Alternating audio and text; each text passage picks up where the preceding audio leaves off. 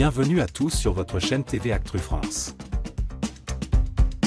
Ce samedi 19 avril, lors de l'épreuve des Battles de The Voice 2025, Neven a décroché son ticket pour les demi-finales en direct, en s'imposant face à Elliot, son ami de la compétition.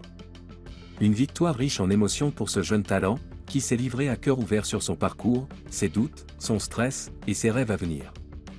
Une battle pas comme les autres, c'était un duo, pas un affrontement.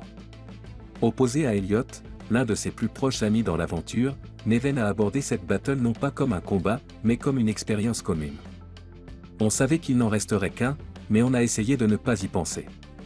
C'était le meilleur scénario possible parce qu'on a pu vivre ce moment ensemble, créer un lien encore plus fort. Une approche touchante, empreinte de bienveillance et de complicité, qui contraste avec la logique de compétition souvent attendue dans ce genre de format. Une chanson sur mesure, après un changement de dernière minute.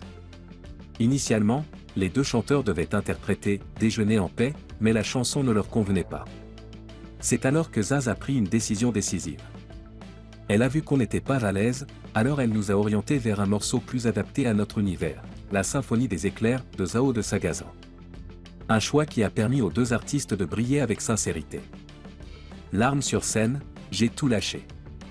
À l'issue de leur performance, Neven a fondu en larmes. Ce moment fort a marqué les spectateurs autant que les coachs. Entre les auditions, les groupes, les battles, j'ai tout enchaîné. C'était un trop-plein d'émotions, fierté, joie, tristesse aussi. Je n'ai pas pu retenir les larmes. Zaz, coach de Neven, a été la seule à le choisir malgré une préférence apparente des autres coachs pour Elliot. Une décision qui a surpris le jeune homme. Oui et non. Chaque coach a sa sensibilité. Elliot correspondait peut-être davantage aux attentes de Vianney, Patricia et Florent. La demi-finale approche, je veux me retrouver seul sur scène. La prochaine étape, les demi-finales en direct le samedi 26 avril, sera cruciale. Neven s'y prépare avec une énergie nouvelle. C'est la première fois que je vais chanter seul depuis les auditions. Je veux montrer qui je suis vraiment. Ce n'est plus une question de se démarquer sur une chanson commune, mais de défendre mon univers. Malgré l'enjeu, Neven se dit excité par la perspective d'un live. C'est un stress, mais un stress positif. Ce sont les gens qui votent, qui écoutent, qui font vivre notre musique. Les coachs sont importants, mais ce sont les spectateurs qui décident vraiment. Un combat intérieur, TOC, doute, mais toujours debout. Neven n'a jamais caché son passé difficile, marqué notamment par des troubles obsessionnels compulsifs, TOC, et une hospitalisation durant sa jeunesse. Aujourd'hui, il voit The Voice comme une revanche sur lui-même et une forme de résilience. Et malgré son stress technique, je redoute une note compliquée, il faut que tout soit carré, il se prépare à livrer une performance sincère.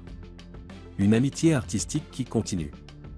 Neven et Elliot restent très proches aujourd'hui. On veut faire de la musique ensemble. On se complète bien. Lui m'a aidé techniquement, et moi, je pense l'avoir aidé à se lâcher un peu plus.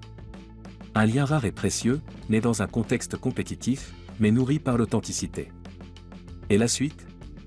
Neven ne rêve pas d'un adversaire en particulier en finale, mais il reste concentré sur sa propre progression. Je n'ai pas envie de penser à la compétition. J'ai juste envie de construire mon projet. La suite de l'aventure s'annonce prometteuse pour ce talent sensible et sincère, qui n'a pas fini de faire parler de lui.